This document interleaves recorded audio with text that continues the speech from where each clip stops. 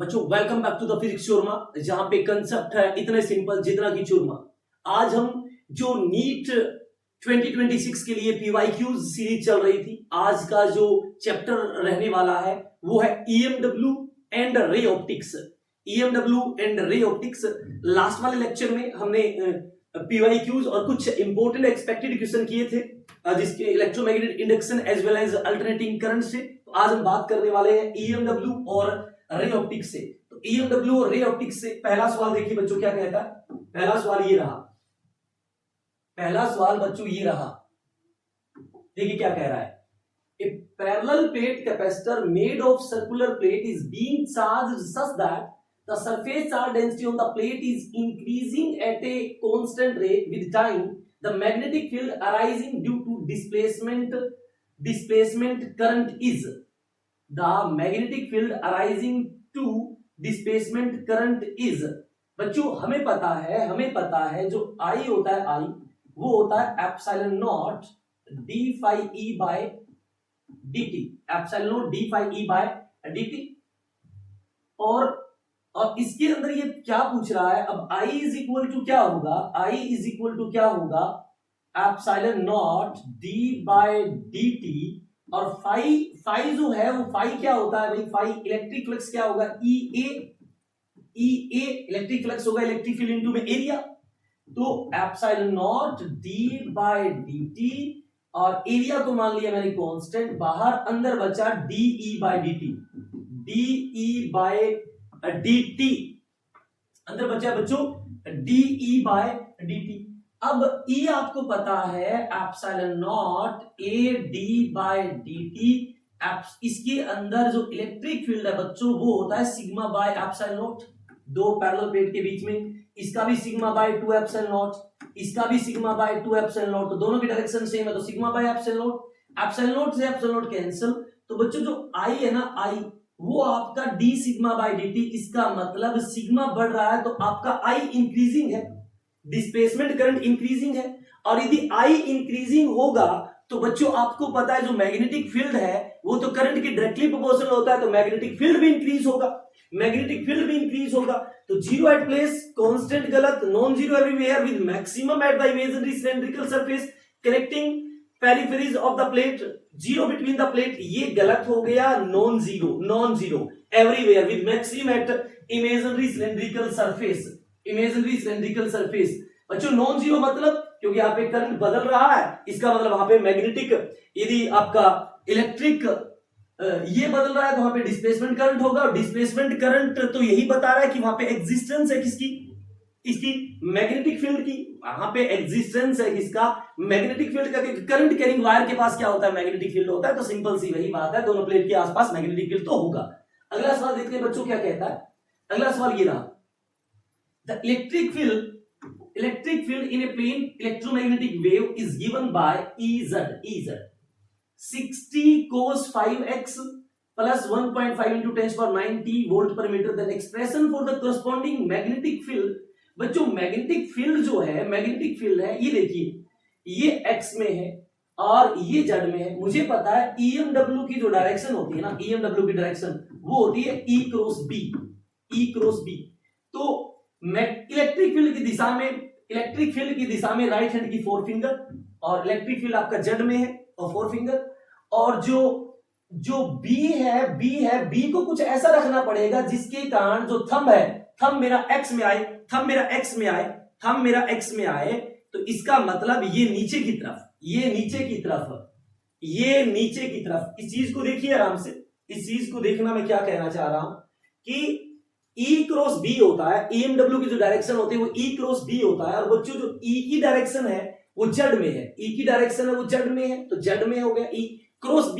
B की direction किस में है, B की डायरेक्शन है x में। तो थंब मेरा जो आना चाहिए वो आना चाहिए x एक्सिस में। तो यानी कि जो मेरी पाम है वो y एक्सिस में है, तो y एक्सिस में है। इसका तो मतलब जो मैग्नेटिक फील्ड है वो y में आना चाहिए। तो x और z वाले तो हो गए गलत, y में सही है, या तो A सही है या D सही है, या तो A सही है या बच्चों D सही है। अब हमें पता है इलेक्ट्रिक फील्ड और मैग्नेटिक फील्ड सेम फेज में होते हैं, दोनों में ये जो चीज है तो सेम है, बिल्कुल चीज तो सेम है, बिल्कुल सेम है।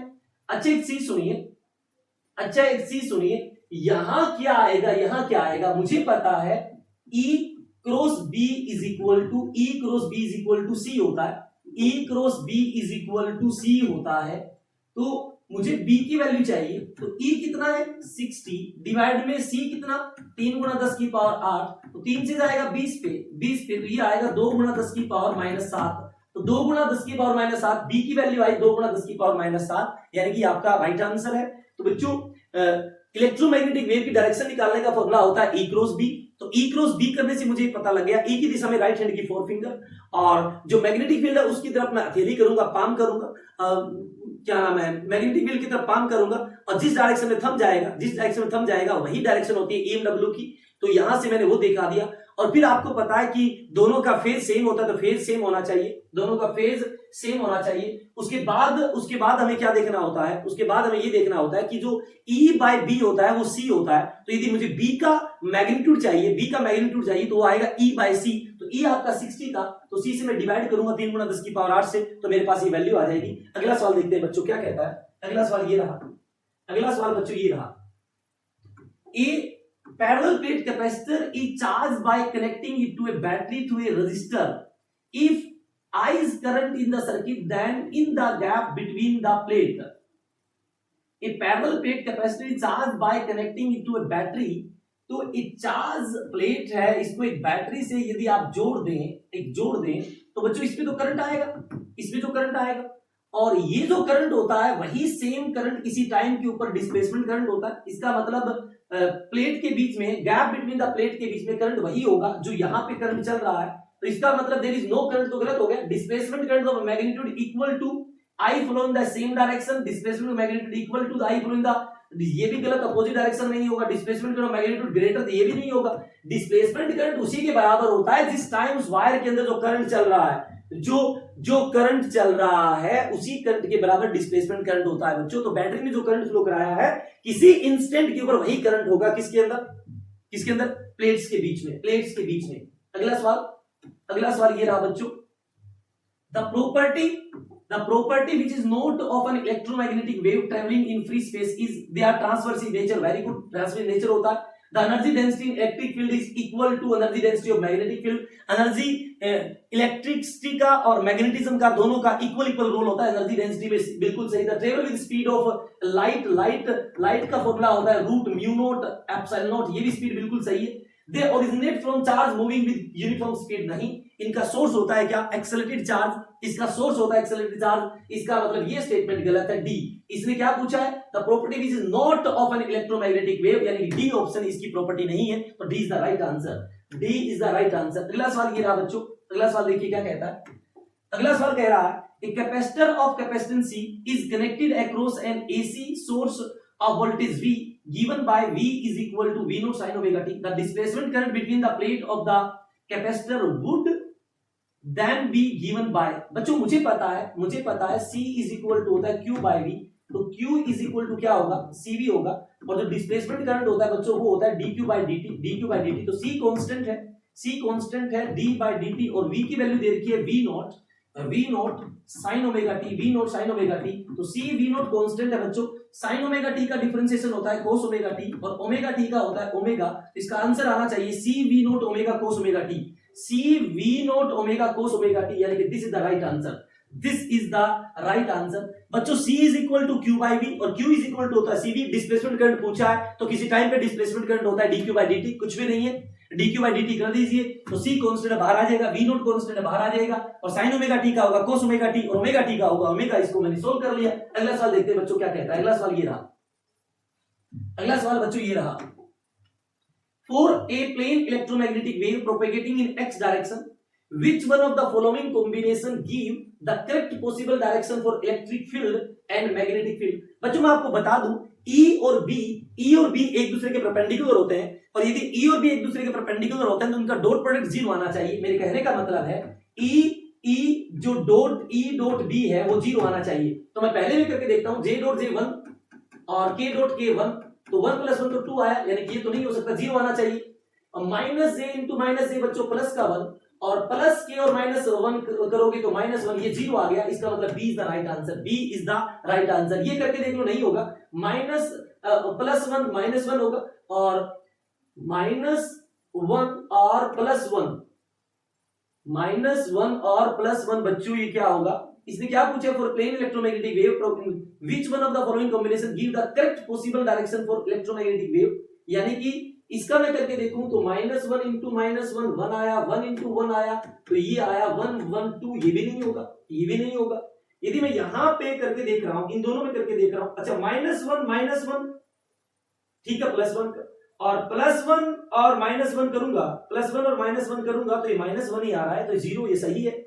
और j क्रॉस k का -j क्रॉस k के साथ कर रहा हूं तो -1 इसका हुआ, +1 इसका भी तो 0 आ रहा है, मतलब दोनों ही ऑप्शन सही है, बी और सी। बट इसके अंदर ऐसा कुछ दे नहीं रखा। तो बच्चों जब भी ऐसा सवाल आए तो ई और बी का आपको डॉट प्रोडक्ट करके देखना है। ई और बी का जब डॉट प्रोडक्ट 0 आ जाता है, इसका मतलब वो कॉम्बिनेशन आपका प्लेन इलेक्ट्रोमैग्नेटिक वेव प्रोपेगेशन के लिए वैलिड है। तो इसके अंदर ये दोनों ही मैच करवा रहे हैं, बी एंड सी। अगला सवाल देखते हैं बच्चों क्या कहता है, अगला सवाल देखते हैं बच्चों क्या कह रहा है। अगला सवाल ये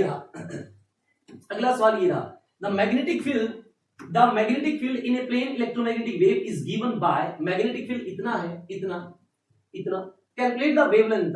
बच्चों वेवलेंथ आपको पता है, जो x का कंपोनेंट होता है उसे बोलते हैं angular wave number 2 pi by lambda. और ये क्या दे रखा है, पाई इंटू 10⁻³ दे रखा है, तो पाई से पाई कैंसिल, लैम्डा पूछा है तो लैम्डा आया 2 गुना 10⁻³ ये नीचे जाकर ऊपर जाएगा, 2 गुना 10⁻³ मीटर आपका राइट आंसर, 2 गुना 10⁻³ मीटर आपका बच्चों राइट आंसर। अगला सवाल देखते हैं क्या कहता है। अगला सवाल ये रहा बच्चों, the electromagnetic wave with the shortest wavelength among the following.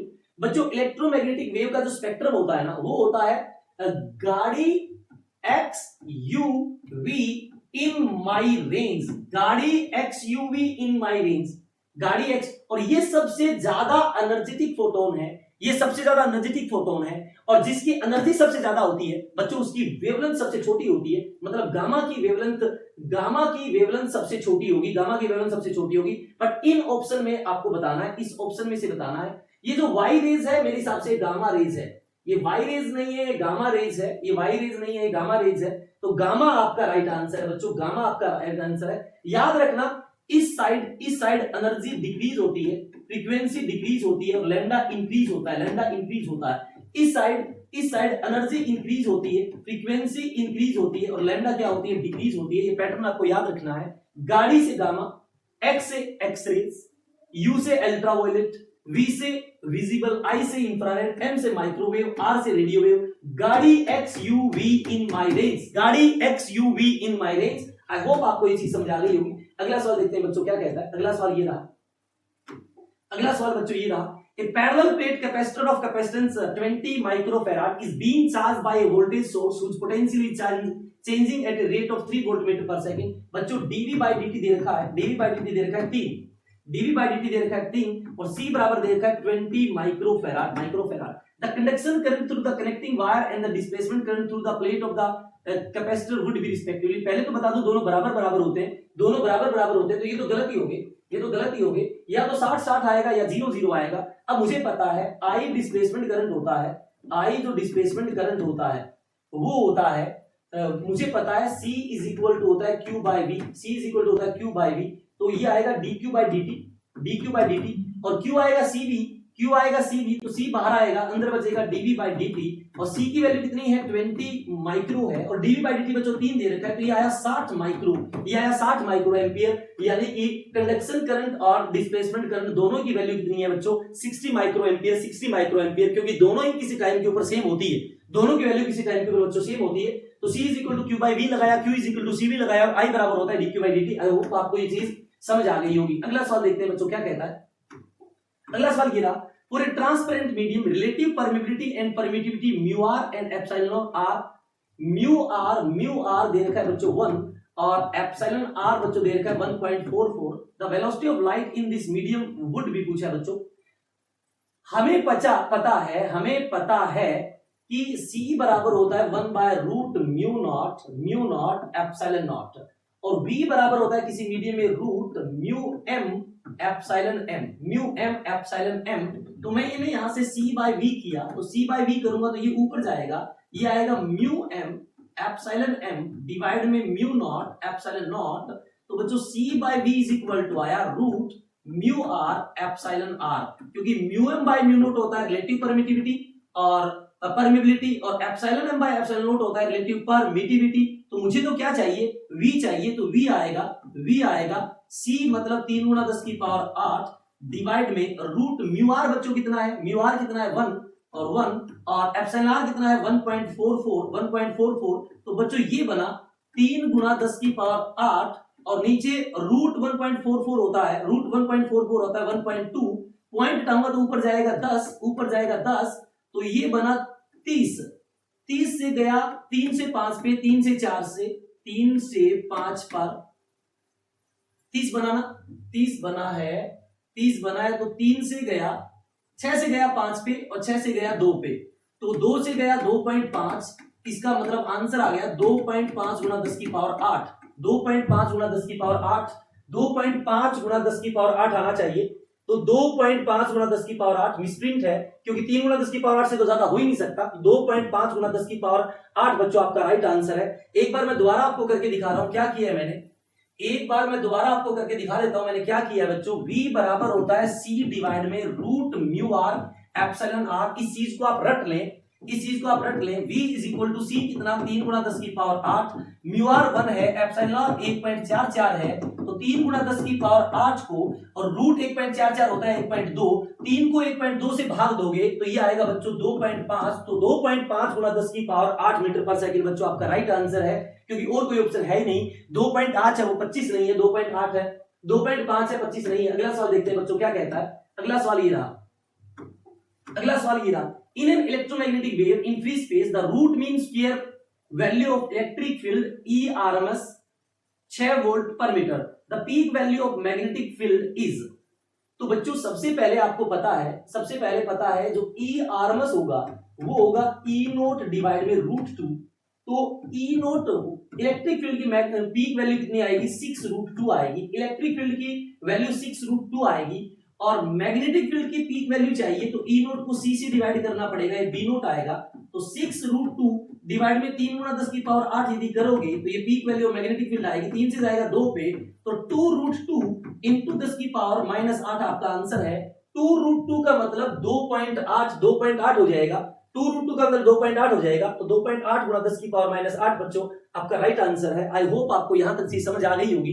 अगला सवाल देखते हैं बच्चों क्या कहता है। अगला सवाल ये रहा बच्चों आपके सामने, ये सवाल है रे ऑप्टिक्स से। बच्चों ये सवाल है रे ऑप्टिक्स से। In a certain camera a combination for similar thin convex lens are, मेरे हिसाब से 2025 में आया हुआ सवाल है, 2025 में आया हुआ सवाल है। In a certain camera a combination of 4 similar thin convex lens are arranged axially in contact, then the power of combination का पावर का फॉर्मूला होता है P is equal to P1 P2 P3 so on. अब यदि certain camera combination of 4 similar है तो जो net power है बच्चों वो हो जाएगी 4P, नेट पावर वो हो जाएगी 4P। तो P4 वाले गलत हो जाएंगे, या तो A सही है या C सही है। इसके बाद क्या पूछ रहा है, टोटल मैग्निफिकेशन होता है बच्चों, नेट मैग्निफिकेशन होता है M1 M2 M3 मल्टीप्लाई करना पड़ेगा, और यदि 4 एक जैसे हैं तो ये आएगा m की पावर 4, मैग्निफिकेशन आएगा m की पावर 4, यानी कि आपका राइट आंसर आ गया C 4P into and m की पावर 4, यानी कि पावर निकालने के लिए P is equal to P1 plus P2 plus P3 plus P4 होता है, और नेट मैग्निफिकेशन निकालने का फॉर्मूला होता है M1 M2 M3 M4, इन सब का मल्टीप्लाई करिए तो आपका आंसर आएगा M4। अगला सवाल देखते हैं क्या कहता है। ये 2024 का सवाल है, ये 2024 का सवाल है। Microscope has an objective of focal length 2 centimetre, focal length 2 centimetre है, ऑब्जेक्टिव का FO का मतलब 2 है, and focal length 4 centimetre, eyepiece है 4 सेंटीमीटर, एंड ट्यूब लेंथ है वो है L इज इक्वल टू है 40 सेंटीमीटर, और the distance of distinct vision है D बराबर है 25 centimetre. The magnification in the microscope, magnification of the microscope होता है बच्चों, मैग्निफिकेशन ऑफ माइक्रोस्कोप होता है D डिवाइड में FO इनटू में L डिवाइड में FE। तो D 25 है, और FO आपका 2 है और गुणा में L आपका 40 है और FE आपकी 4 है। तो 4 गुणा 2 8, 8 से 5 25 पंजू 125, आपका आंसर आ गया 125। यानी कि मैग्निफिकेशन होता है बच्चों D by FO into L by FE। I hope आपको ये चीज समझ आ गई होगी। और ये किसके लिए मैग्निफिकेशन है? ये डिस्टिंक्ट डिवीजन के, ये किसके लिए मैग्निफिकेशन है? ये मेरे हिसाब से रिलैक्स कंडीशन के लिए है, जब इमेज इंफिनिटी पे बने, जब इमेज इंफिनिटी बने। एक बार इसको देखिएगा। अगला सवाल देखते हैं बच्चों क्या कहता है। अगला सवाल ये रहा, अगला सवाल बच्चों ये रहा आपके सामने। क्या कहता है देखिए, a light ray enter through a right angle prism at point P with angle of incidence 30 degree. ये आपको दिख रहा होगा कि ये एंगल 30 डिग्री है, ये एंगल 30 डिग्री है, 30 डिग्री है। और ये एंगल जो दे रखा है बच्चों, वो दे रखा है 90 डिग्री, वो दे रखा है 90 डिग्री, और ये भी 90 डिग्री दे रखा है, 90 डिग्री दे रखा है। और मुझे इसका रिफ्रैक्टिव इंडेक्स निकालना है। इसका रिफ्रैक्टिव इंडेक्स बच्चों मैंने मान लिया म्यू, मैंने इसका नाम दे दिया, ये एंगल दे दिया मैंने R1। तो यहाँ पे जब मैं स्नेल्स लॉ लगाऊंगा तो 1 इंटू में sin 30 1/2, 1 into sin 30 is equal to 1/2 mu into sin R1। तो ये आया sin R1 की वैल्यू आई 1/2 म्यू नंबर वन। अब यहां पे बच्चों इसको मैंने नाम दे दिया R2, इसको मैंने नाम दे दिया R2। यहां पे स्नेल्स लॉ मैं लगाऊंगा तो mu into sin R2 is equal to 1 into sin 90 1 हो जाएगा। और मुझे पता है बच्चों R1 plus R2 is equal to होता है प्रिज्म एंगल A और 90 दे रखा है, तो मैं R2 को लिख सकता हूं sin 90 माइनस R1 और इज इक्वल टू 1 आया। और म्यू sin 90 माइनस R1 को मैं लिख सकता हूं cos R1 की वैल्यू आई 1, तो cos R1 is equal to हो जाएगा 1 by mu. cos R1 1 by mu है, sin R1 1/2 म्यू है, तो दोनों का स्क्वायर करके ऐड करूंगा तो sin square R1 plus cos square R1 बच्चों 1 हो जाएगा, इज इक्वल टू जब स्क्वायर करके ऐड करूंगा तो 1/4 म्यू स्क्वायर और प्लस में 1 बाय म्यू स्क्वायर, यदि मैं इसको करूंगा तो बच्चों 1 इज इक्वल टू एलसीएम आया 4 म्यू स्क्वायर, यहां 1 आया और यहां पे कितना आया बच्चों 4 आया।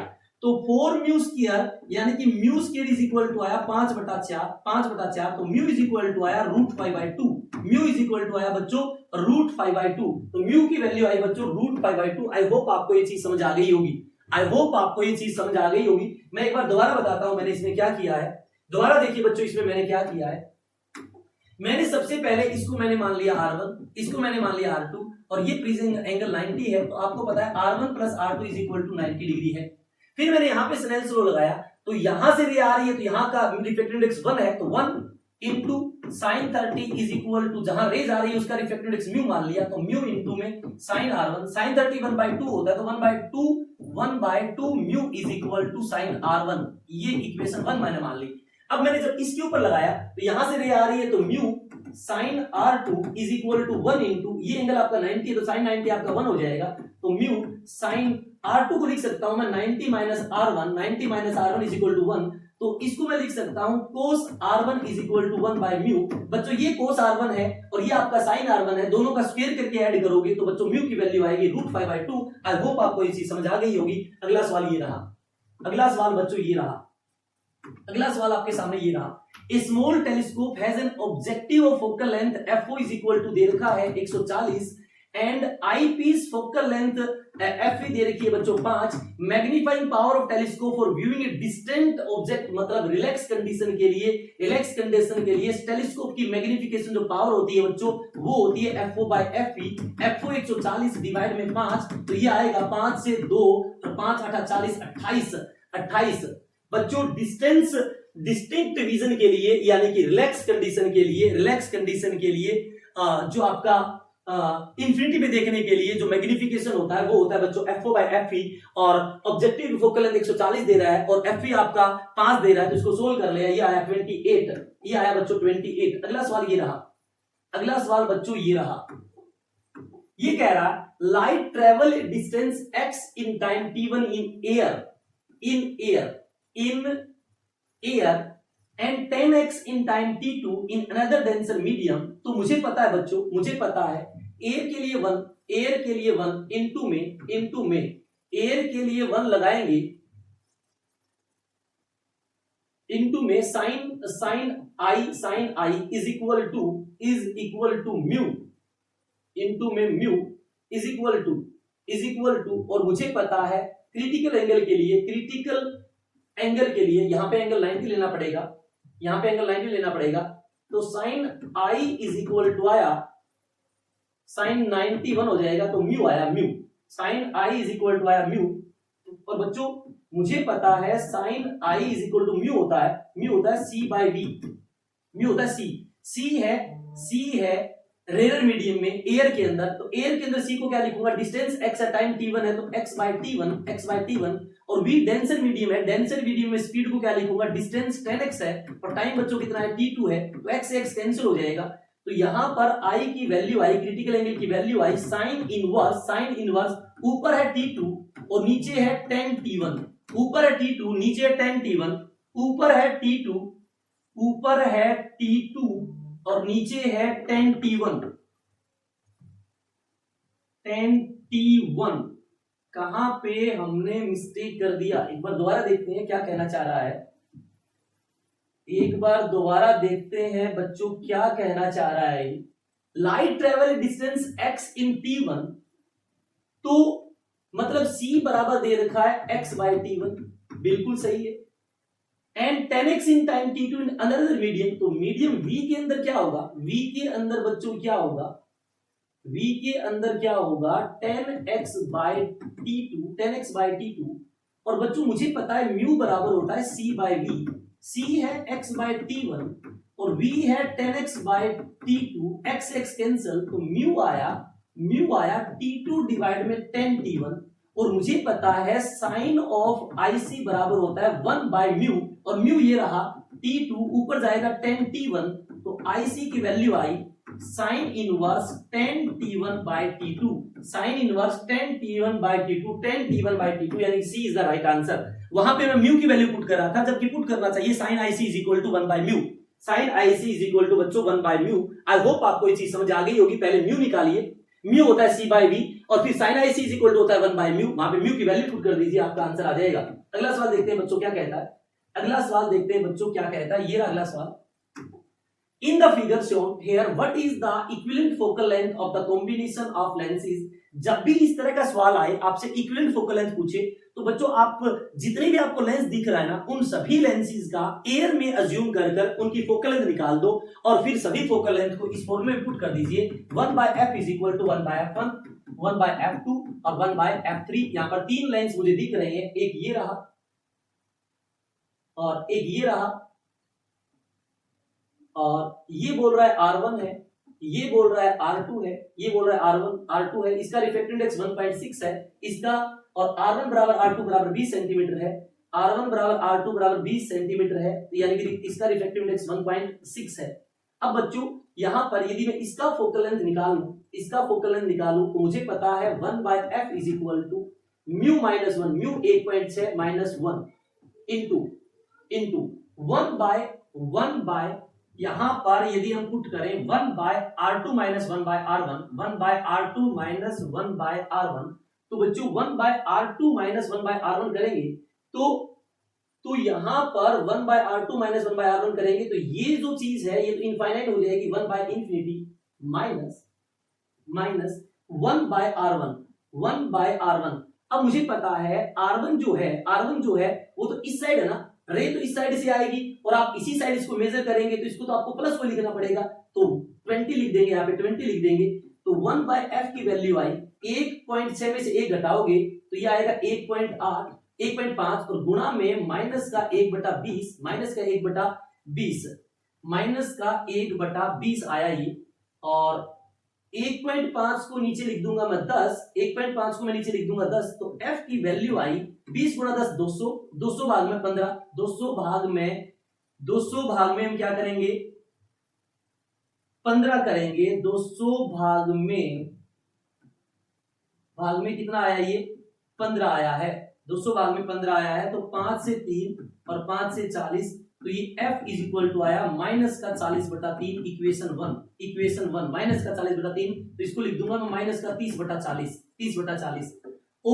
और बच्चों ऐसे दो लेंस है तो 2 से क्या कर देंगे, इसको 2 से इसको मैं गुणा ही कर दूंगा, 2 से मैं इसको गुणा ही करूंगा, मैं 2 बार लिख दूंगा, सिंपल सी बात है, 2 बार लिख दूंगा तो माइनस 1/f1 की वैल्यू कितनी आई, पलटूंगा तो कितना आएगा, माइनस का 3/40 है, 2 से गुणा कर दूंगा, और इसका भी हो गया, इसका भी हो गया, बीच वाले का रहा है, इसका रहा है, इसका F2 का तो F2 का निकालने के लिए मैं क्या करूं, 1/F2 is equal to 1.6 minus 1 करूंगा और इंटू लिखूंगा 1/R2 माइनस 1/R1 यदि मैं करता हूं 1/R2 माइनस 1/R1 यदि मैं इसको करूं तो 1/20 और माइनस माइनस ये हो जाएगा 1/20, तो ये आया 1.5 और 2/20 और ये आया 2 गुणा 15 डिवाइड में 200, 2 गुणा 15 डिवाइड में 200, तो ये आया 15/100, तो यहां पर लिख दूंगा मैं 15/100, तो यहां पर ये आया 2 से 20, ये आया 2 से 20, तो एलसीएम आया 100 और ये है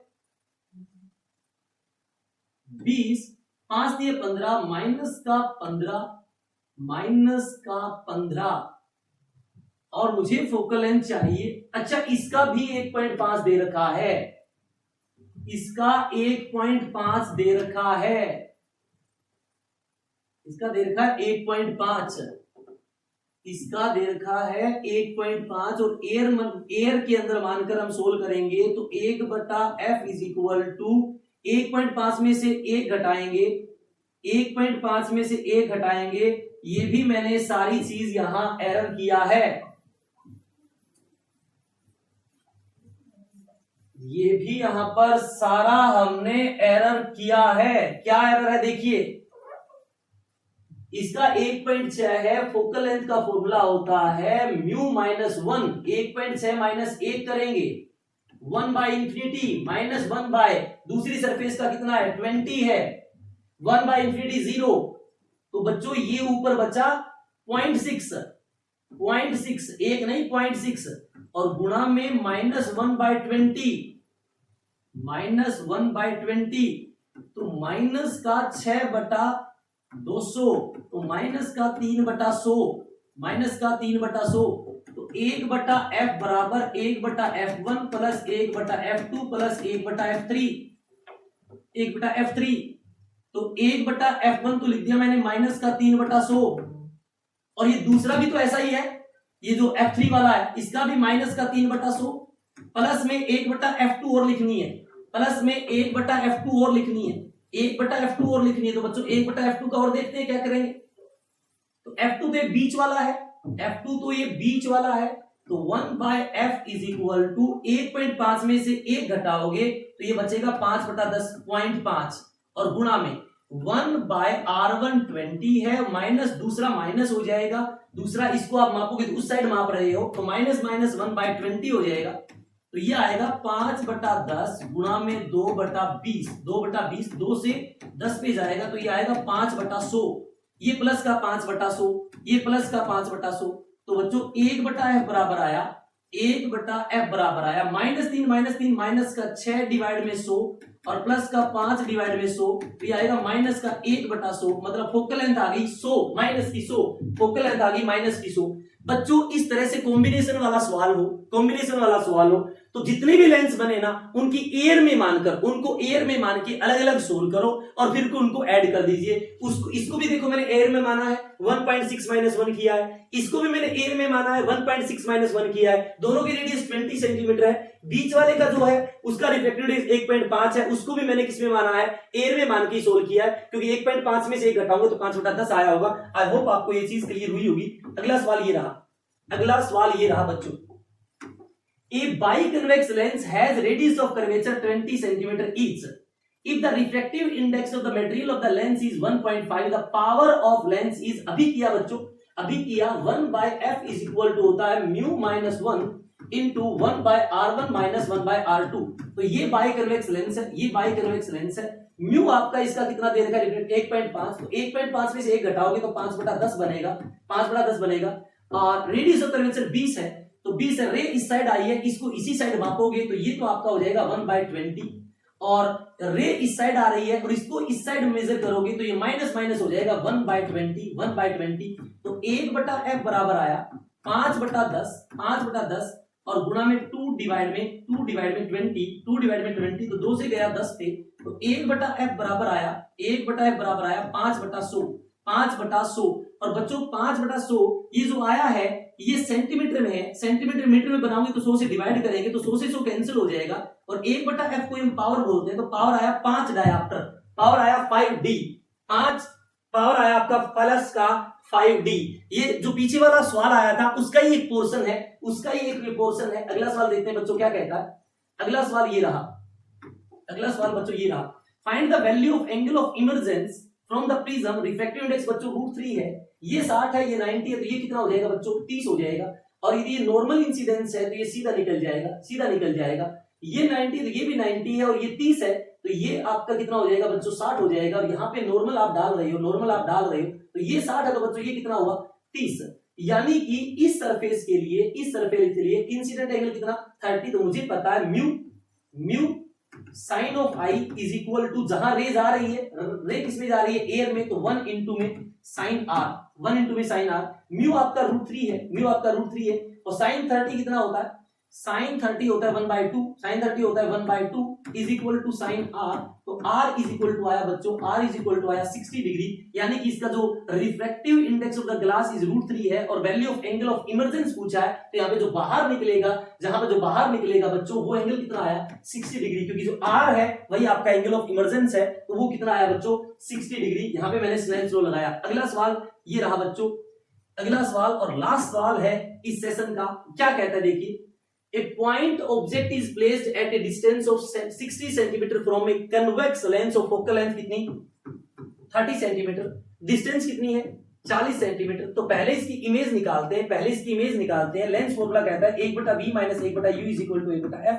1/v इसके सामने रखी है तो 40 आपकी माइनस हो जाएगी, माइनस माइनस प्लस का 1/40 इज इक्वल टू, कन्वेक्स है तो फोकल लेंथ 30 पॉजिटिव आएगी, तो 1/v बराबर आया 120 एलसीएम आएगा, 30 से 4 पे जाएगा और 40 से 3 पे जाएगा, तो 1/v बराबर बच्चों एलसीएम लिया मैंने कितना, अच्छा ये जो डिस्टेंस है बच्चों 60 दे रखी है, ये जो डिस्टेंस है 60 दे रखी है, तो ये 60 हो जाएगा। 60 120 करूंगा तो 60 दूनी 120 आएगा। और यहां पर वैल्यूज 1/v ये 60 है तो माइनस माइनस प्लस का 1/60, 1/f 30 हो जाएगा। 1/v बराबर करोगे तो एलसीएम आएगा 60, तो 30 से जाएगा 2 पे और 60 से जाएगा 1 पे, तो v बराबर आया बच्चों 60 सेंटीमीटर। v बराबर आया 60 सेंटीमीटर, पॉजिटिव है तो उस साइड बनेगी, उस साइड बनेगी। तो ये टोटल डिस्टेंस 40 दे रखी है तो 60 पे बनाया, तो यहां बनी इमेज, यहां बनी इमेज, ये होगी 20, ये होगी 20। और आपको पता है प्लेन मिरर के लिए अब ये जो इसकी जो ऑब्जेक्टिव उसके इमेज का काम करेगी, तो इसकी इमेज इस साइड बनेगी, यहां पर कितने पे 20 सेंटीमीटर। और अब ये 20 सेंटीमीटर है, इस लेंस के लिए इमेज का काम, इस ऑब्जेक्ट का काम करेगी। तो अब मैं दोबारा से यहाँ पे लेंस फॉर्मूला लगाऊं, क्योंकि ये 20 इस साइड बनी और टोटल 40 है, तो ये तो 20 बचा ना, तो इसके लिए मैं लगाऊंगा तो 1/v minus 1/u is equal to 1/f। 1/v minus का 1/u आपका माइनस का 20 है तो ये प्लस का 20 हो जाएगा, और 1/30, तो 1/v बराबर एलसीएम आया 60, एलसीएम आया 60, तो 30 दूनी 60 और 20 से गया 3 पे, तो 1/v बराबर आया 1/v बराबर आया, ठीक है 20 है, 20 माइनस हो गया, ठीक है, ये माइनस का 1/60, तो यानी कि v बराबर आया माइनस का 60, v बराबर आया माइनस का 60। बच्चों v भी माइनस 60 है और b भी आपका ये माइनस का 20 है, ये मतलब u और v दोनों माइनस है, तो वर्चुअल इमेज बनेगी, रियल तो नहीं बन सकती। रियल वाले भी मार दो काटा, वर्चुअल बनेगी क्योंकि u और v दोनों ही नेगेटिव है। और ये 1/v जो आया है, ये 1/v आया है वो -60 आया है, -60 आया है, -60 का मतलब क्या है बच्चों? -60 का मतलब क्या है? इसी साइड ये 40 हो गया, तो 20 इस साइड, मतलब जो फाइनल इमेज बनी है 20 centimetre from the plane mirror, it would be virtual, यानी कि D is the right answer. D is the right answer. बच्चों यहां पर पहले इसके लिए मैंने लेंस फॉर्मूला लगाया, उसके बाद v आया 60 उस साइड, ये टोटल 40 है, तो यहां पर 20 दूर यहां पे बन गई। अब इस मिरर से ये जो इमेज बनी ऑब्जेक्ट का काम करेगी, ये 20 है तो यहां पर 20, यहां पर इस मिरर के कारण इमेज बन गई, और इस मिरर की इमेज जब वो इस लेंस के लिए फिर ऑब्जेक्ट का काम करेगी, और जब मैंने यहां पर फाइनल इमेज निकाली तो वो आई -60 पे। इसका मतलब यूवी नेगेटिव वीवी नेगेटिव तो वर्चुअल बनेगी, और -60 का मतलब इस साइड, तो ये 40 है तो 20 यहां पर, मतलब प्लेन मिरर से 20 सेंटीमीटर पे वर्चुअल इमेज बच्चों बनेगी। ये सारे के सारे कुछ इंपॉर्टेंट सवाल थे जो बिलोंग कर रहे हैं EMW और रे ऑप्टिक्स से। आई होप बच्चों आपको यहां तक चीज समझ आई होगी। एक बार यदि आपके ये चीजें क्लियर हुई है, आपको लगा है कि हेल्पफुल है, तो लाइक एंड सब्सक्राइब जरूर करें, और ये वीडियो अपने दोस्तों के साथ जरूर शेयर करें, क्योंकि फिजिक्स शुरू पे आने वाले समय में सारी की सारी फिजिक्स हम यहां पर पढ़ने वाले हैं। ऑल द बेस्ट बच्चों, पढ़ते रहिए। Tata bye bye.